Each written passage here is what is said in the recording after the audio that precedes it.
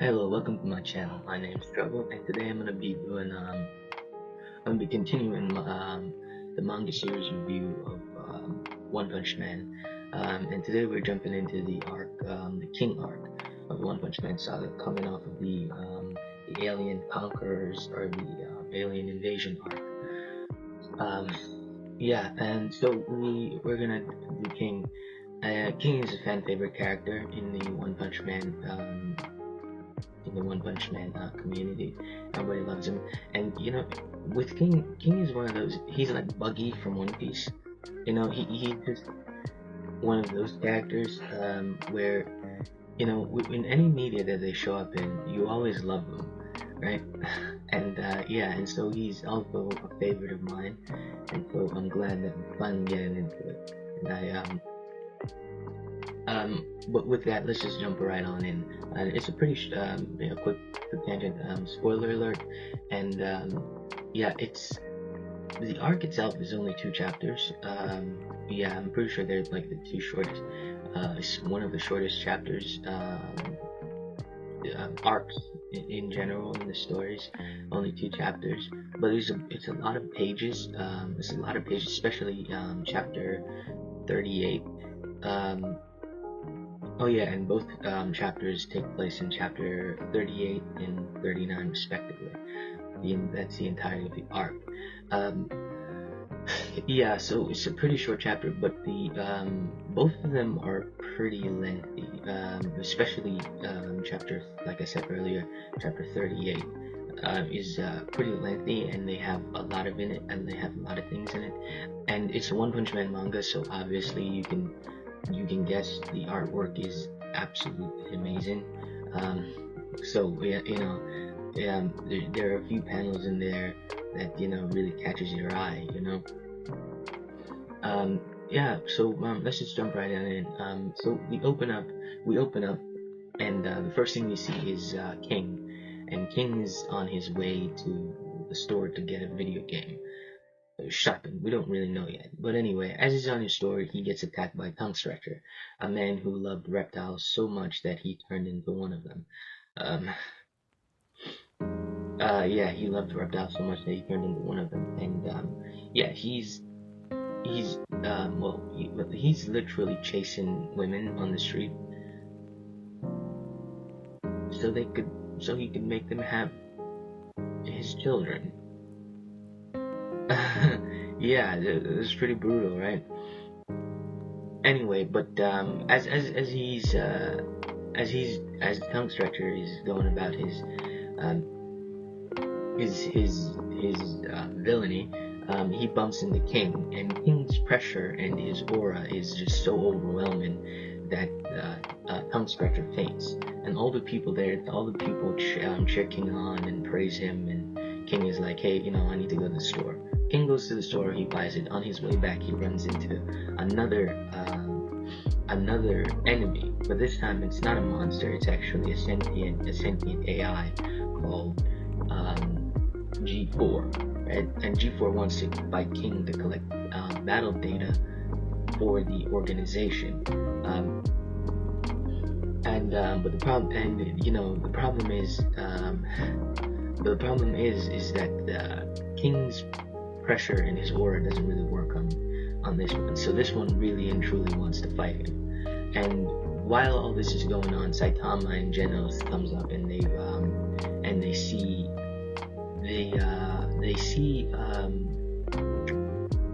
see King, and they decide to, instead of intervening, they decide to watch. And King manages to talk the robot out of fighting him and let him go to the bathroom, where we find out that King is not the strongest. Indeed, he's not the strongest man on Earth. Instead, he is a cowardly.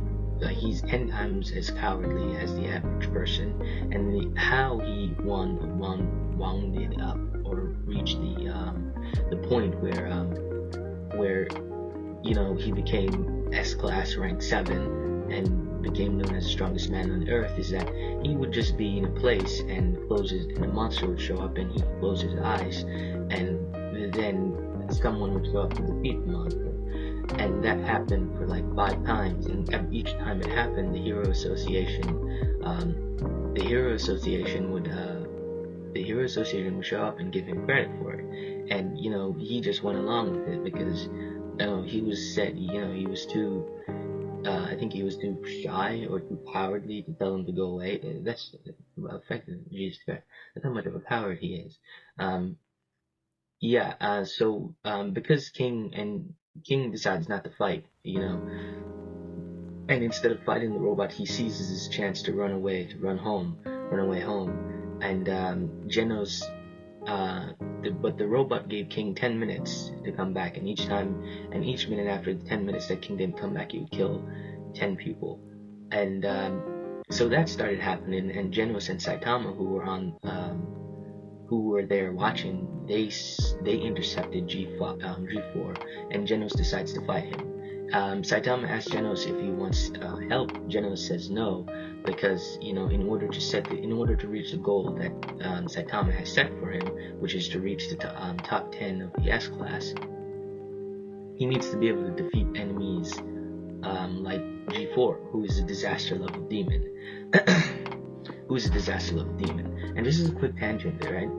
This is actually one of my favorite Genos fights in the series, and like if you go back and you read One Punch Man, you will notice that Genos doesn't really have a lot of fights in the series. Honestly, I think he has like 6 or 7, and most of the fights that he has, and when I say fights, I mean like individual fights, one-on-one fights. Typically, whenever he fights, it's usually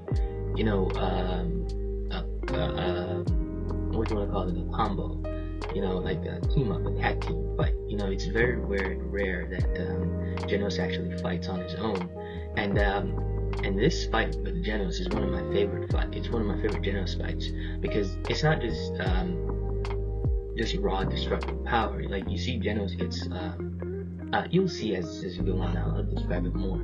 But anyway, so Saitama leaves Genos to fight to take on G4 while he runs after King. King runs all the way back home, and after resting, he decides to play his new game, which is a dating simulation. I think it's called Doku Doku, right? Doku Doku Dating Simulator, right? And he sits in, and as he sits in and sets up the game to put in his username for the game, Saitama shows up in his house. Saitama jumped all the way up to the 22nd floor of King's apartment, right? Which naturally freaks King out. And Saitama asks him why is he playing that game. King tries to brush it off and say, I'm not playing that game. It's actually an accident. They sold me the wrong game, and so Saitama picked up another game and decided that they wanted to play. We cut back to Genos versus G4, right? And Genos and G4 is dominating Genos. G4 is dominating Genos, and I think this is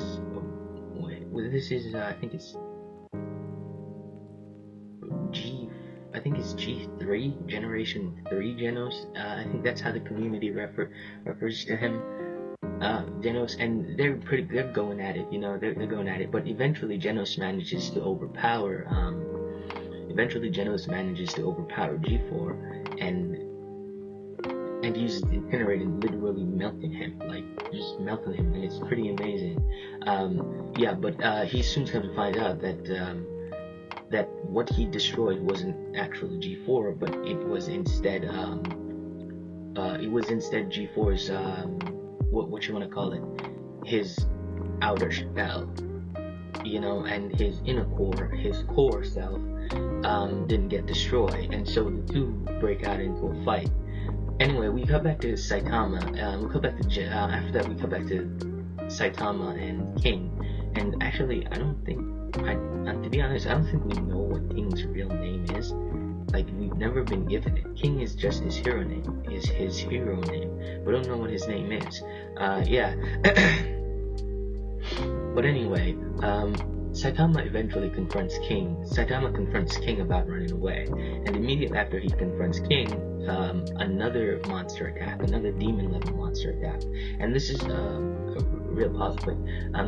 In the story, again, we get a little bit of like in lore thing where we see the monster G4, who is a demon level threat, gets rated a disaster level tiger, but in truth he's a disaster level demon.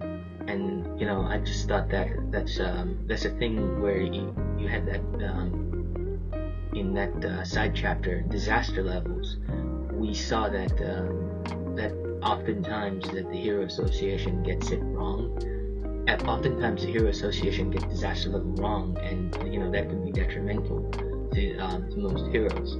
Yeah, so that happened. But anyway, Saitama confronts King, and the monster that attacked the city came directly into King's apartment, and Saitama asked him, hey, what are you gonna do about that? And so King confessed everything to Saitama, that everything that everything that people believed him was all lies. Like all of it was just lies that he kept up the lies because the money started coming in. Everyone was saying that he did this, and then he started getting paid for it.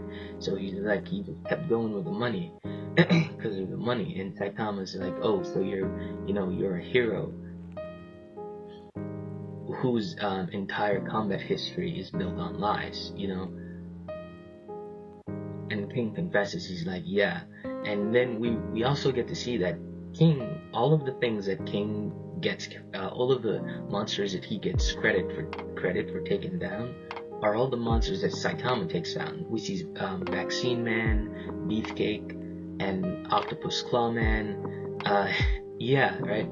Oh yeah, we get a little flashback of a young Saitama. I don't know how long this was, but it had to be really, really early on in Saitama's training, because Saitama took a lot of damage fighting a disaster level wolf. Hold on, disaster level tiger character. That must have been like I'd say probably like a year and a half in his training, or a bit earlier than that, when he started his training. King, Saitama tells King that you could quit being a hero, or maybe you could just train and then everything will be fine. And King said, aren't you going to and King's like, aren't you going to basically expose me? And Saitama's like, no, you can just train and become stronger and everything will be fine. Saitama Saitama defeats the monster, and then he leaves, and he tells Kings that he is going to come, from now on I'm going to come over from time to time so they can play video games, and he leaves. Eventually Genos manages to defeat, he couldn't defeat G4 with destructive power or just raw power alone, so he outsmarted him using a fire hydrant and a water supply thing, eventually defeating the monster. And that's the end of the King arc. That's the end of the King arc, or the Strongest Man arc. Like I said, it's a pretty short arc. It's pretty interesting. You guys should give it a read if you love, specifically if you like.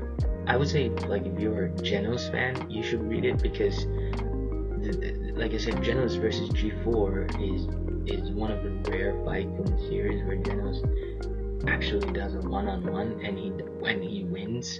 Like, it's not like with Deep Sea King where he just gets utterly destroyed. And he didn't do anything during he never did anything during the Alien Invasion arc or the Alien Conquerors arc. Yeah, so yeah, that's One Punch Man King arc.